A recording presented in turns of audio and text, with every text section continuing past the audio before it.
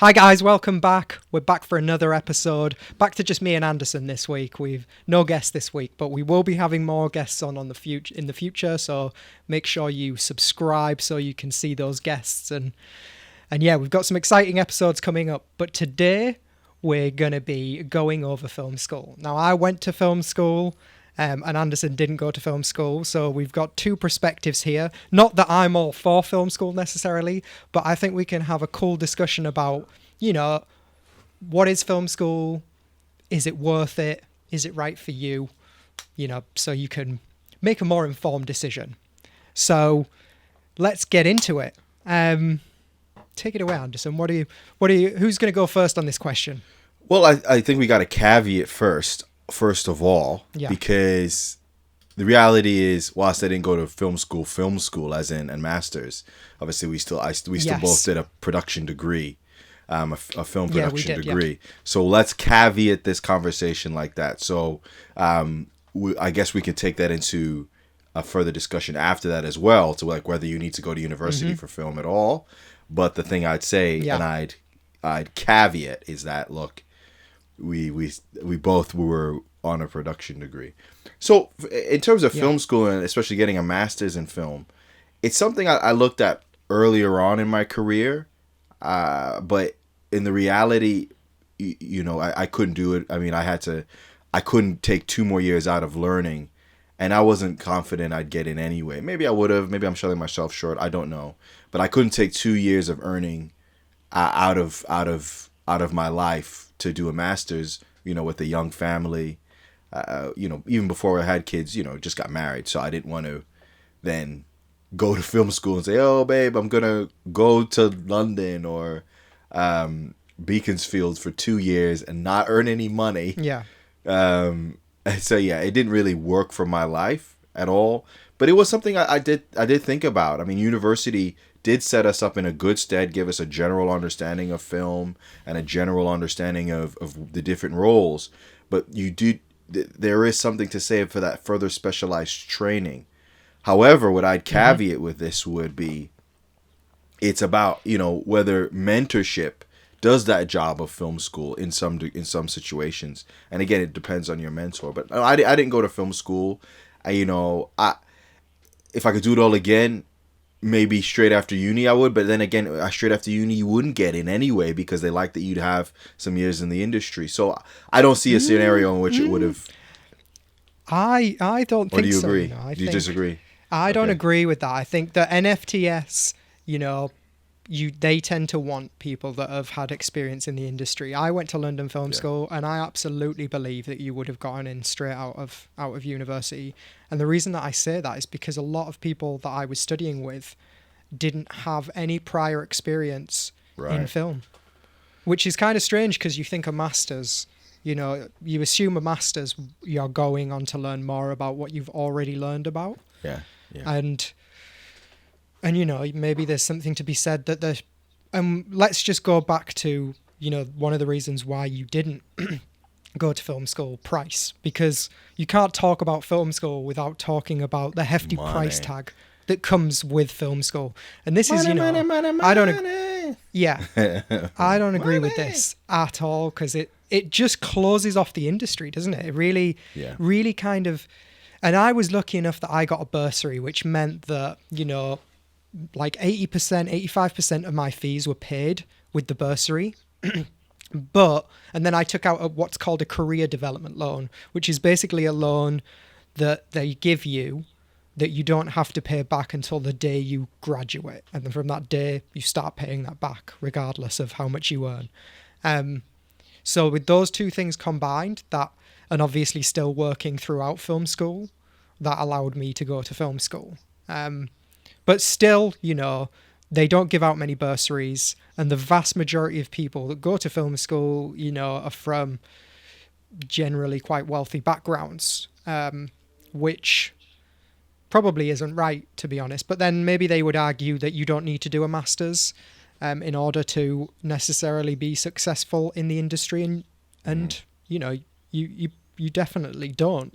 But I think that, like university, it has its benefits. And let's also just go back to university and briefly just what we learned at university. We were on a really practical course, Staffordshire University, shout out Staffordshire University. And it was a very practical course, right? So, you know, we didn't do a dissertation. We just made films. That was the kind of whole concept. You go to university, you make films. And university, you learn from the lecturers, but it's also self-directed study, right? So you're supposed to be teaching yourself on top of what you're being taught. So it's like they'll give you the groundwork, you go away and further that. And, you know, YouTube wasn't really a thing, right? When we went to university, it wasn't. No, it wasn't a thing. It wasn't. Not for film. There was no platform in which you can get educational content like we have now. Not even Vimeo. I know we like to talk about Vimeo as this resource for filmmakers. It really, not for learning. No. It's just for seeing references and seeing what other filmmakers are doing, but not like, this is how you do this and this is how you can light. That wasn't something that really started happening until maybe the late 2010s. When we graduated. With probably, YouTube, if we're being honest. Yeah, long after we graduated. So, yeah, sorry, I cut you off there. No, yeah, but you're right. You know, there was no other way to learn, right?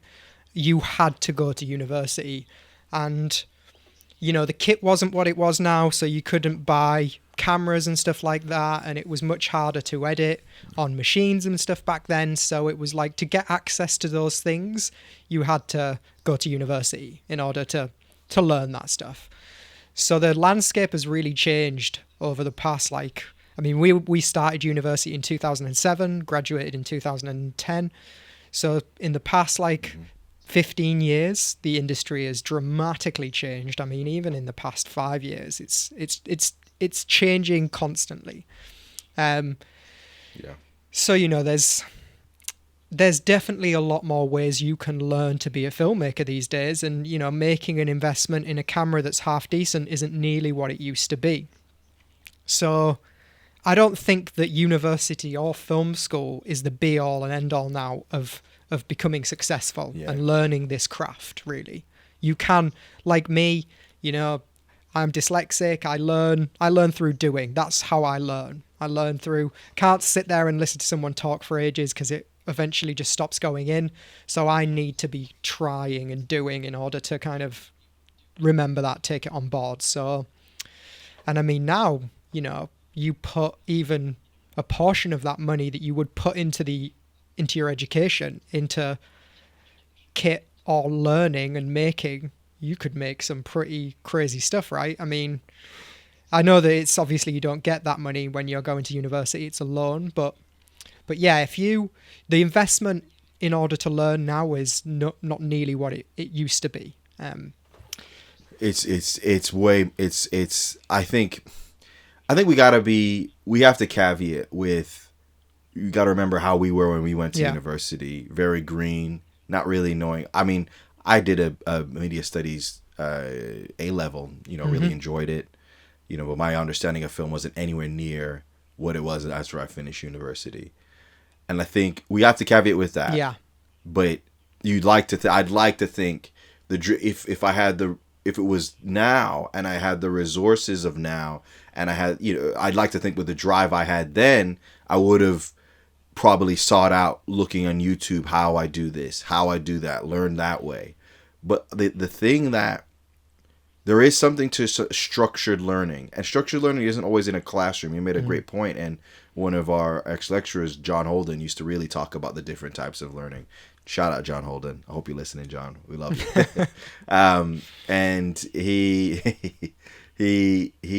would always talk about that, and that was the first time I'd ever heard it explained, because again, I had gone from school to college, university. I didn't take any gap years or go working. So I didn't really experience something where you could learn in a different way. It was like, it's always got to be written. If it's not written, it's, you know, you're doing something wrong. And then university was when my mind was open into the different ways of learning, the different techniques, the different styles, and that it's not about that person is, that person can't do that, so thereby they're a write-off. It's like everyone has their preferred way, and the way their brains work is slightly different, and they are better at learning in a different style. And I think that was something I appreciated. But I don't know. I'd like to say with rose-tinted glasses, I would have gone on YouTube and I would have scoured it and learned. I just don't know. No, yeah. But I'd also say that the thing about university that was really useful is the people. Yeah. And you probably feel the same way about film school. Look, we're great friends, and we met at university on like the 27th of September 2007, something like that. And it's something very exact. It's very exact, yeah. Spot on. Sorry, I'm very my brain is that way. But like we've been friends ever since, and getting those connections over social media is a lot more difficult. It's a lot trickier, and over the internet is a lot trickier to get to grow and gain those relationships that are with people that are your collaborators for your whole career, you know? And I think that's something that shouldn't be dismissed. But again, it's just the cost. When we went to university, it was £3,000 a year plus your little maintenance loan. Now it's £9,000 a year. So it's exponentially more. Yeah.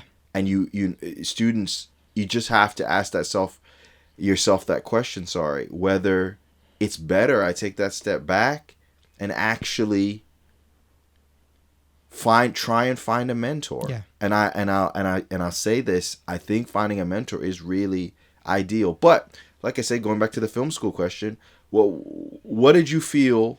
I know what I felt we didn't get at university compared to what I imagine you got at film school, but what do you feel you got at film school that was lacking at the university level? So it wasn't so much something that was lacking, but it's something you've already covered. And this is the most valuable thing. The most valuable thing is the same from film school as it was at university. And it's the network. It's the people that you are there with. Because filmmaking is incredibly collaborative, right? You'll find it very difficult to make a film without other people. And the most important and the best thing about both university and film school is the connections and the people that you meet. And like still today, you know, 100%. Here we are, you know, how many years later, here we are making this podcast, right? And, you know, a lot of people I still work with, the opportunities that I've had in my career are from the people that I met at film school, like, or at university. And that it's priceless, you know, because they're not just people I work with, they're my friends, you know, really, really good friends. And that's really difficult to do. I mean, you can do it. It's not completely hopeless, but, you know, if you want to ask me and you want the answer of what is the best thing about film school, it's meeting the people.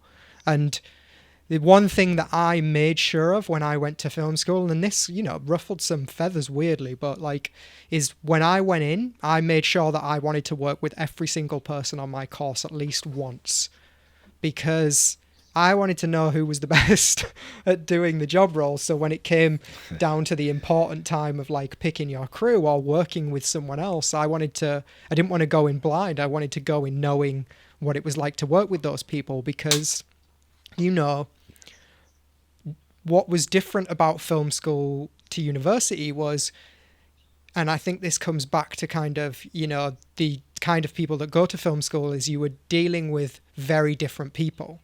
You know, they were older, more mature, and there was some arrogance there, and there was some, you know, egos that you have to deal with. And that is, I guess, part of work, right? That's part of working life, is learning to deal with people that you might not necessarily get along with.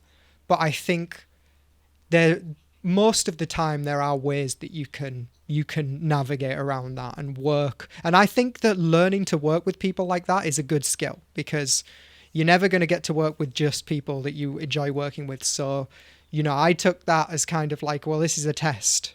You gotta try and find a way to just work with everyone, even if you don't necessarily agree with what that person is saying or doing. And, you know, making films is collaborative, meaning that you don't always get your way, and that works, you know, both ways. Sometimes you're not going to agree with how someone wants to approach something, and it's about knowing when to give your opinion and when to step back and say, okay, I've told you what I think, but you want to do this, and that's fine. That's like, this is how you work collaboratively. And that was one thing that I probably learned a lot more at film school than I did at university. And that's probably because at university, like you said, you're much greener, so you're way less willing to kind of be like. There were a few people, obviously, that had their ways of doing things and didn't listen to reason, but very few at university. Most people were there to learn and realize that, they didn't know much. So,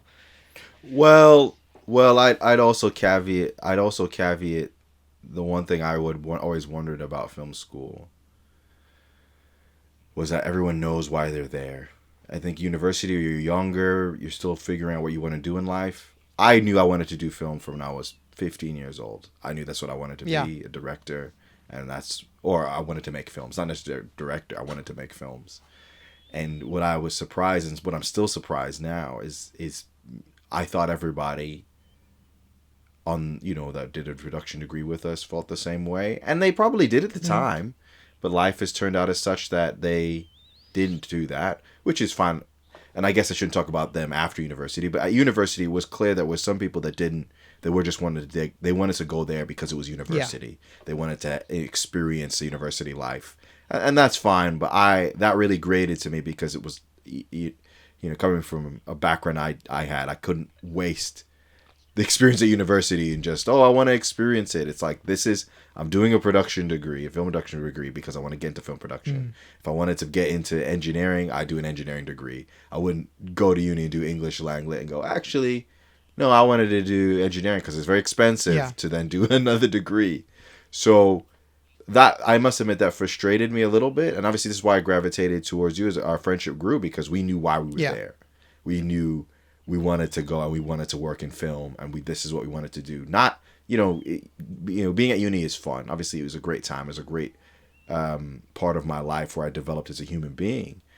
But I didn't want to just go there and, let's party and forget that we need to work on a film the next day. The whole point of why we're at university. Yeah. And that was something I couldn't quite get my head around. But at film school, I imagine, because everyone's spending all this money, I know from different backgrounds, but I'm sure they still had an appreciation of how much they were spending. And they knew they wanted to get into film. They would be all driven. And there's something like, you're smiling. You imagine wrong, my friend. We can't talk too much. No. No. No, it was. Oh, no. No, it was way less than university. You're right. There's a lot of people that go to university because it's just the done thing. You get motivated to go to university after college or sixth form or whatever. And so it was far less. But there is you meet people that are clearly just, burning through various art schools around the world. It feels like every few years they're in a different. No. But the vast majority, I think, are that that they take it seriously, at least whilst they're there. Most people, not most people, but this is an incredibly hard industry to get into, and it's an incredibly hard industry to find work in. So there is a natural drop off of people just because they're unable to get work or whatever the reason. I think intentions are usually good. The same with uni.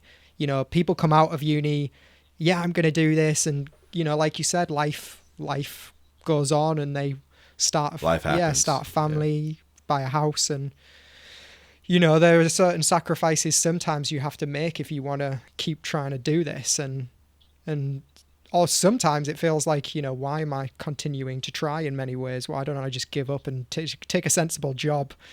But it's a tough industry. But film school, there are still people who I think are going to do a master's and going to film school just because it's London, central London, a lot of international visitors. I think some people just kind of want to experience that London life, but most people, at least while they're there, are taking it seriously and, putting in the time and effort. And then it just so happens that they don't continue for whatever reason.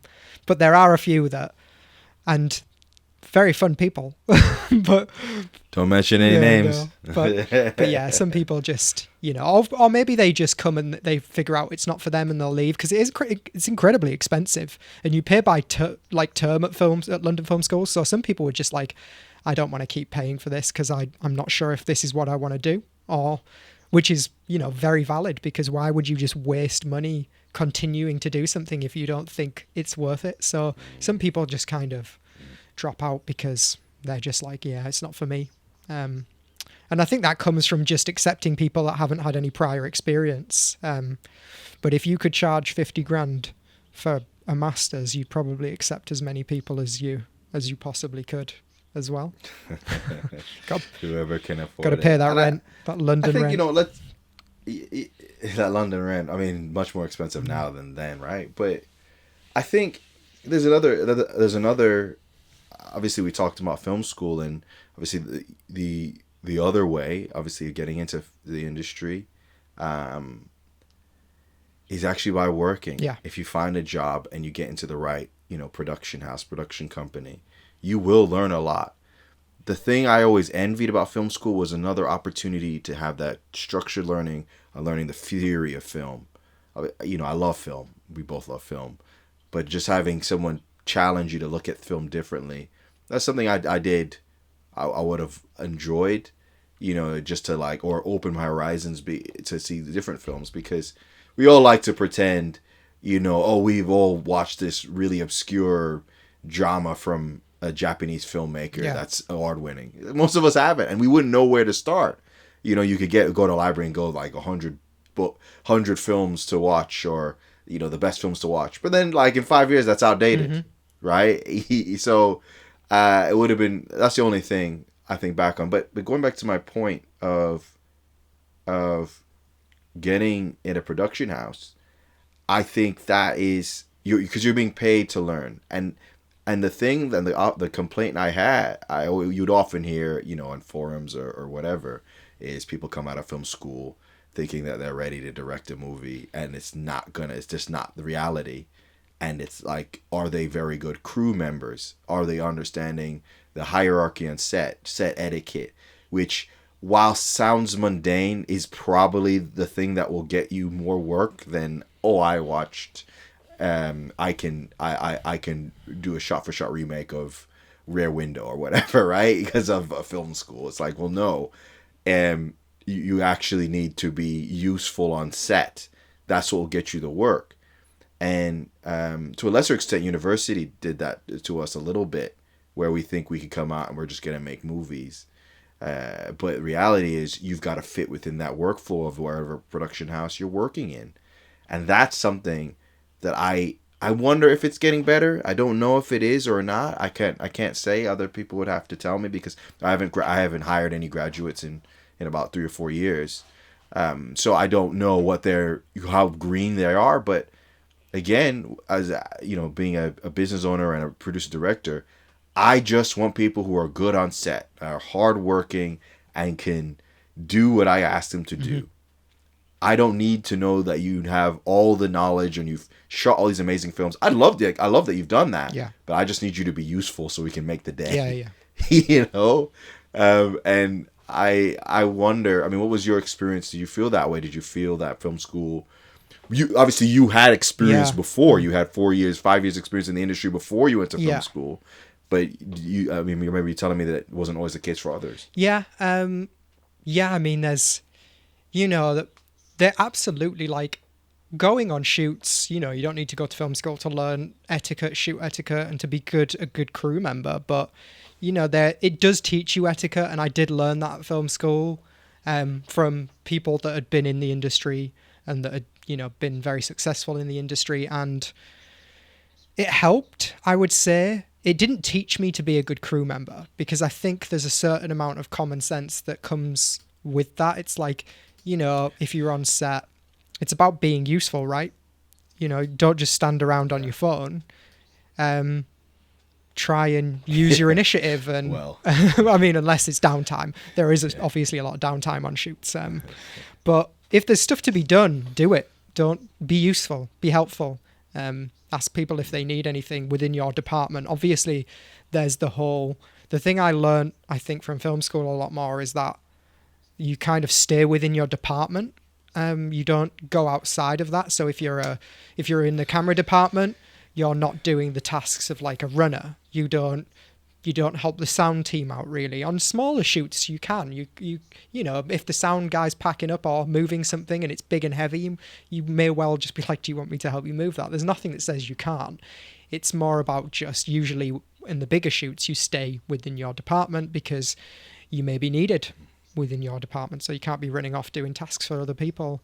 I think that they do drill that into you at film school. They drill the roles, the etiquette, you know, the way to mark up a clapperboard, the right order to call things out, and obviously the process of what happens after you call cut, and who should be talking to who, and the department heads, who they are, the HODs, and what a lot of the roles do as well, which is, you know, you learn obviously why all those departments are important, and going to film school and, you know, being given a budget and a set and being able to build a set and stuff, and getting that opportunity, which is obviously incredibly hard to build a set and do that without film school.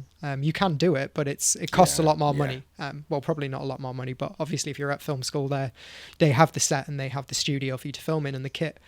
So getting that opportunity to experience that obviously teaches you why that's so important and beneficial. You know, you build a studio, everything's controllable. Everything that's in that shot is there because you've put it there. There's no accidents. The lighting isn't changing. There's no noise because you're in a closed environment. There's a lot of benefits, obviously, that you learn why that's done. That's the standard for those big budget films. So I think that, that's like, those kinds of opportunities are much harder to get outside of film school. Not impossible, but just will usually be harder to get. You know, yes. It was interesting because after university I went to work at a local production company, and then after that I went to work in adverts, and I worked in adverts for about a year. And I would say, you know, I had for my first year in that production company I worked at, I had a great understanding and gave me a great base of knowledge. But the projects we worked on, you know, decent budget, but there were decent budget corporate films for clients and things like that. For McLagan, shout out John Rosie.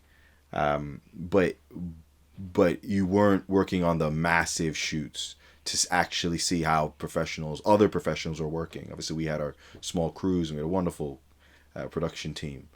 But when I worked in adverts, that's when I was like, oh, wow, this is almost like movies, how I imagined it would be. There's obviously more of a hierarchy there. But that's when I learned you don't cross-pollinate. You don't try and help out other departments. You stay within your role. You understand why the certain, even like why roll camera was used or stuff. We did it in a smaller environment when at uni, and then in the production company I worked at for my first job. But then when you actually see it in practice and you see how it works in harmony with the whole production team, it all of a sudden all makes sense. Whereas before, when you're working on a smaller thing, you kind of feel like we're just pretending right now. Whereas when you actually see it in practice on a bigger scale shoot or production, then you have more of appreciation for it. And that's where I learned a lot of my set etiquette from. That obviously my first year as well, we did. But like actually hitting home of this is why. This is how you interact. This is actually what that role does. I remember when I worked in ads, I didn't really know much about art department. At university, we didn't do anything with art department. And when I was running and doing some office running at the production company, I met, you know, the art director there. Lovely, lovely, lovely person. You probably don't remember me, Mark Ingham, at Chief. I don't know if he's still there now. But lovely, lovely art director. And I started to actually understand how set dressing was worked, the motivation behind it. And I'd never even experienced that before, because at university we didn't have that, and working in a smaller production company we didn't have the budget or the briefs to do that. Whereas in adverts, that is like integral. It's camera department, obviously it's the talent, camera department, and then art department, if we're being 100% honest. Well, obviously camera and lighting, I should say. And with our department, you understand it, and you understand why there's certain things are happening. Yes, maybe the reasons weren't as thematic as, say, a short film or narrative film, but they were always intentional, whether it's to draw our eyes towards something or to make that product more desirable. I always remember one crew member telling me the reason, yes, that thing is only going to be on a frame for like 3 seconds, for like a second, but just imagine if your TV freezes, and it freezes on the frame, and if you've done something wrong, it's going to stay there forever for that time, so they'll see your mistake. So you've got to treat every frame like that. And that was such an important experience for me. I also learned about how camera department actually works, instead of everybody mucking in and doing a bit. It's like, no, this is what a DP does, this is what a focus puller does, this is what a AC does, and this is what a gaffer does, and a grip does. And it was a very interesting.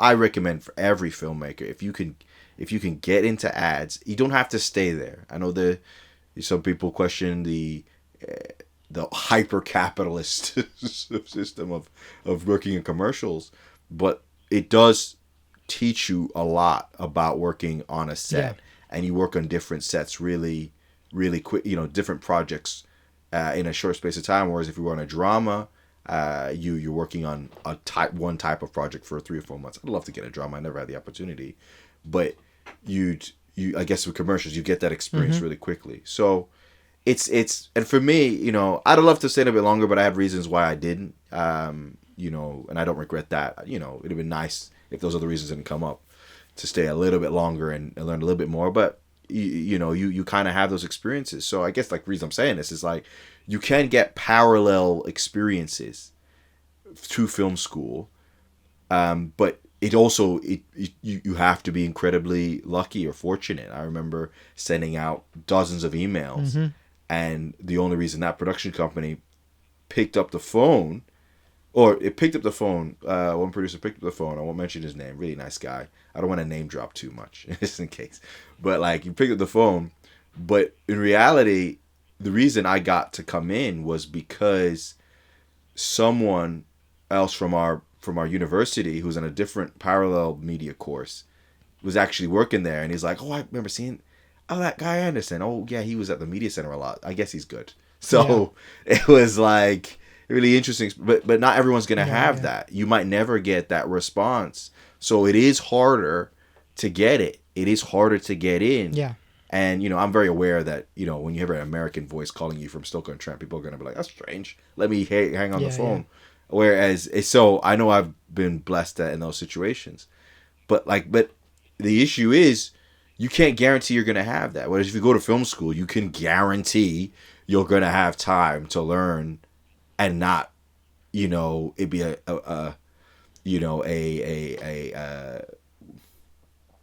it not be a game of chance, basically, Yeah. So it's. I mean, we talked a lot really about the kind of technical part of, and the learning the camera and the shoot etiquette, but we haven't really discussed much what you said about film theory.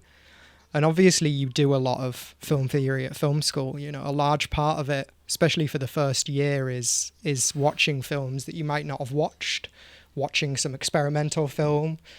And I remember that was quite a shock for me, because we watched films at university, but we didn't really watch strange cinema. We didn't do a lot about the history of, very early cinema. And I remember one thing that stuck with me, and I don't know why this stuck with me from film school, but we'd been shown this film, and we were shown quite a lot of what I would say were not fun films. And the guy asked us, he was like, talk to me about the film, what do you think? And everyone started reeling off all these things that they disliked about it, and he was like, it's very, very easy to say what you didn't like, but why don't you try saying something that you do like? And that really stuck with me. I don't know why that stuck with me, and it's something that I've kind of taken forward, and it almost has changed how I look at film now, because I'll watch a film and do I like it as a whole? Maybe not. But are there things that I like about it? I find that I like cinema now a lot that isn't necessarily trying to to be the most obvious cinema, you know. And it's really kind of changed just how I watch films and what I look at, and even down to kind of analyzing a film. And I always think that, like, it's very easy to analyze a film, because for me, all I'm doing is I'm watching the film, and in my head I'm saying out loud what's happening. You know, I was talking to my partner about Goodfellas, and we were talking about the one shot in Goodfellas. Do you remember that shot? Where I love that shot. It's a fantastic, amazing shot, and I was showing it to Natalie, and you know, I said to her, I was like, you know, what is it? What's good about this shot? Like, why do you think they've done this? They could break this shot down into a million different shots, but why do you think they've stuck with this one shot? And she was like, I don't know. Well, and I was like, well, how does it make you feel? Like, you know, how does it make you feel to go on this journey through the back door of the restaurant, down through? And she's like, I guess I'm impressed. And it's like, yeah, exactly. That's what they want you to feel. Because she's supposed to be impressed. Because this whole situation going through the back door is for her. It's to wow her. You know, it takes him 10 times longer to get down through the restaurant and up than it would to just go through the front door. You're telling me that the bouncers wouldn't just let him cut the queue? Of course they would. That's to impress her. And the shot is impressive. And it's like, you know, I find now when I'm like looking at film, if I want to figure out what the director was intending, or the cinematographer or whatever was intending, I just say out loud what I'm seeing and what I'm feeling in my head. And I think I learned that through not necessarily anyone telling me that's what you do, but like from watching films that I didn't necessarily enjoy and trying to think about them in a different way rather than just summarizing them as a whole.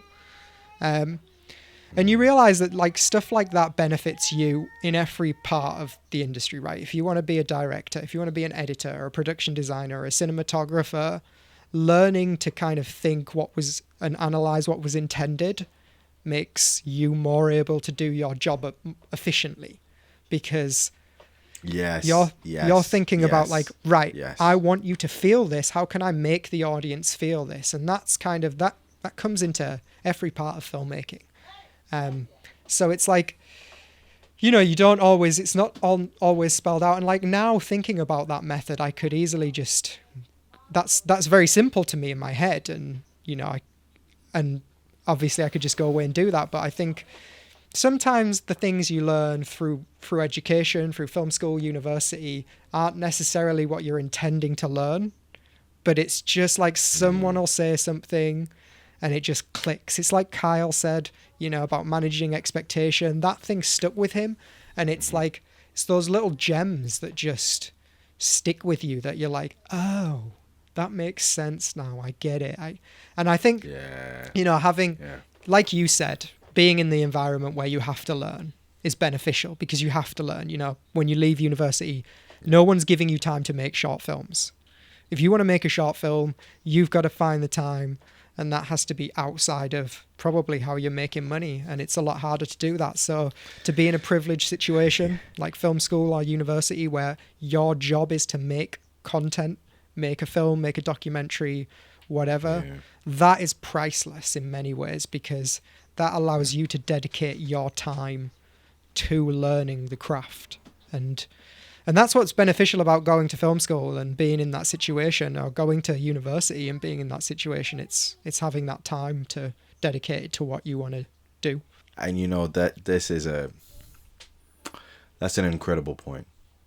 It's the environment where you're forced to learn and grow. I always said if we had continued on the same trajectory at end of university, you know, we're making films together, constantly learning, constantly growing, you know, maybe I don't even think about where we'd be, but that's impossible because you have to earn money, and your collaborators and your friends have to earn money, and you go back to different parts of the country and you get on with your life. It's not sustainable, that particular part of it. I mean, I know we've been able to sustain it, you know, to a degree, but like making 2 films every half year, or is it 2 films a year?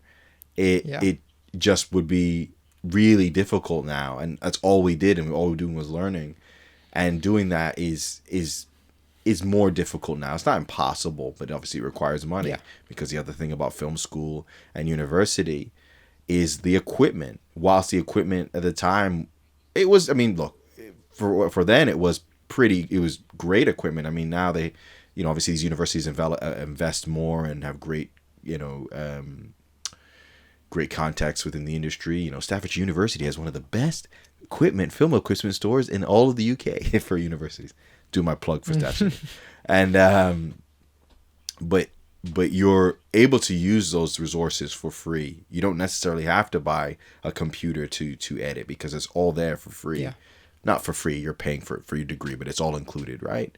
So these are the things that you have. But like when you finish university, you don't have that anymore. You've almost got to build that back up from scratch. But you don't lose the collaborators. But the only problem is that unless you're going to be all moving to the same part of the country together to get the similar jobs, you're not going to be around them every day. So I guess that's the reality you have to face, which is why something like film school, I understand why it appealed to you. And I think if people can go. But obviously it's very expensive. It's very, very expensive. And you have to know that after working in the industry for several years or straight away from uni, you have to decide whether you want to have more years of not earning, because obviously the economic climate we're in now, you've got to try and earn money. You can't just be in education forever, because it's impossible. Mm-hmm. But yeah, so and again, at some point you're gonna have to make a career. You're gonna have to actually make money from this life, and you can't just hide from that fact, because if it to be a sustainable career, you have to earn money. Yeah. And some would say the sooner you do that, the better. You establish yourself, and if you're established, do you really want to take years out of not working with the people your clients? And a client isn't just a company. I mean, you maybe you're an AC that's made a relationship with a DP, or you're an art department assistant and you've just started getting on shows. Are you really gonna want to stop that to go to film school, and then come back and have to redo all that? You have to ask yourself this question. Yeah. Because the other thing I would ask is whether film school's only useful if you want to be a director or DP. Yeah, I mean, no, I would say film school is useful. It teaches you, obviously, the craft, but it gives you the contacts. Like that is what film school is. That's the main use, I would say, of both university and film school, is contacts. And then what it teaches you, in a weird way, I know that sounds kind of backwards, but this industry, getting work in this industry, is about who you know. It's about making connections, and you don't need to go, let's summarize it. Do you need to go to film school to work in this industry? No, you don't. Of course you don't. You can do all the things that you've said. You can reach out, try and get experience on sets. You can go on YouTube and learn the craft. You can spend time and money learning. You can reach out to other people and build a network yourself. But yes, film school is a benefit, just like university is a benefit. And is it worth it for you? That's something you've got to sum up and decide if it's a possibility, if you've got the time.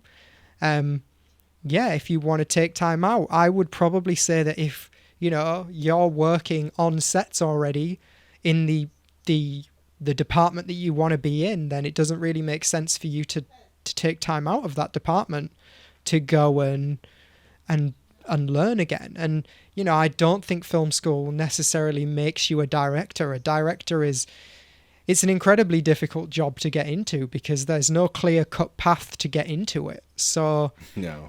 If you think that you're going to come out of film school and start working as a director, that's very unlikely. It's not impossible, but it's very, very unlikely. You're still going to have to put in the time and effort and build connections and, work in a lower down role. Like, you're just going to have to. So is it worthwhile? Yes and no. It's just what you take out of it. There's no clear clear-cut answer. It was a trick question. We just pose questions to you guys. We don't actually solve them, give you the answer. I think, there is one thing that if you want to be a director, there's one thing you just need to do, and that's just make films. But that's probably a great segue for us to end this to end the podcast today. Guys, thank you for listening. As usual, we're so thankful that you guys are paying attention to the podcast. Remember to like and subscribe for us on YouTube. I'm Films by AW. Marcus Help I'm a Nerd on YouTube. So please remember to like and subscribe. We're putting a lot of interesting content up, and films, of course, content and films. In terms of the podcast, remember you can find us on all the platforms. You know where they are: Apple, Spotify, etc., guys.